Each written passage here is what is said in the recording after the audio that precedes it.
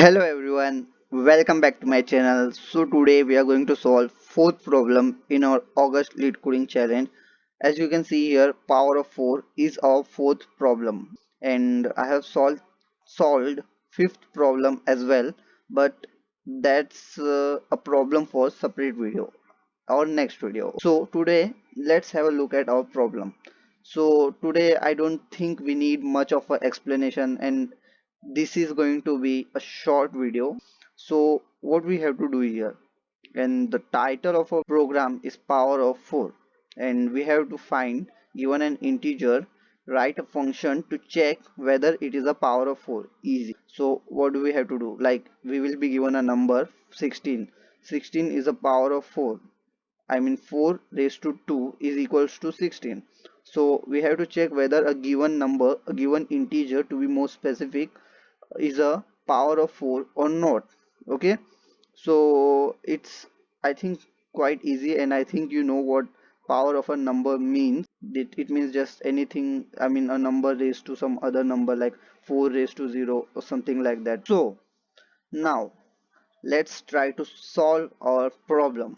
So what's the first thing I would like to do? Edge cases, or let's just say basic case. If our number is equals to 1, what will be written? We will return true, because we have to return a boolean value. Okay, if it is a power of 4, we have to return true, and if it isn't, we have to return false. And now if you are confused why are we returning true for 1, you should go back to your maths class. I was just kidding. I mean, maybe you should, but we are returning true because 1, anything raised to 0 is 1. Okay, so that's why we are returning true. 1 is a power of 4. 4 raised to 0 is 1. And then we will have another condition. If number is less than 4, or number is not divisible by 4, then there is no way that that number is going to be a power of, I mean, sorry, that number is power of 4. That's why we will just return false. Okay, we will return false, and then we will write our main logic for every other case. While our number is greater than or equal to 4, greater than or equal to 4, we will check if num percentile by 4, that is if number is divisible by 4. If it's not divisible by 4, we will return false, and then number equals to num by 4. Okay, we are dividing or given number or given integer by 4, and then what do? We just have a return num equal to 1.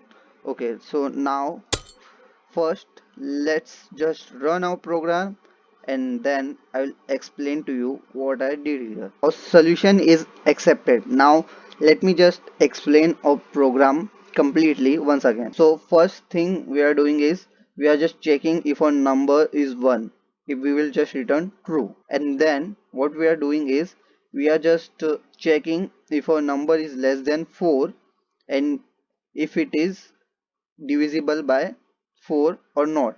I mean, in either case we have to return false, because if a number is not divisible by 4, there is no way that it's a power of 4. And if it is less than 4, then it can't be power of 4 except for 1, and that's a special case that we handled in our first if condition. And then we have our while loop. I mean, if both these conditions fail, then we have a while loop. So what are we doing here? We are looping through, I mean, we are using a loop to find out whether a number is a power of 4 or not. How are we doing it? First of all, we are checking if that number is divisible by 4 or not. initially it will be, because it has to pass this if condition to reach this position, I mean to reach this point of program.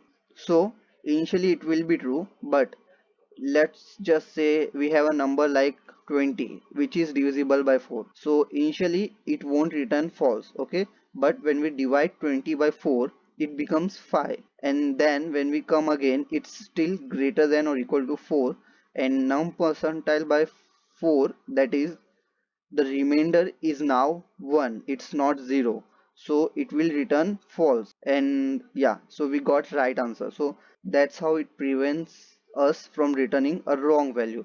And then at the end, if a number is a power of 4, for example 16, then 16 divided by 4 is 4, and 4 divided by 4 is 1. So if a number is a power of 4, at the end it will be always equal to 1. So that's why we are checking if a number is equal to 1 or not after all those divisions. So if it is, it will, this checking will just return true, and that's what our function will return.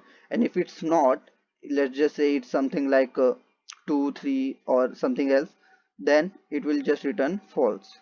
So thanks for watching this video. If you like my video, smash the like button, hit the subscribe icon, and also press the bell icon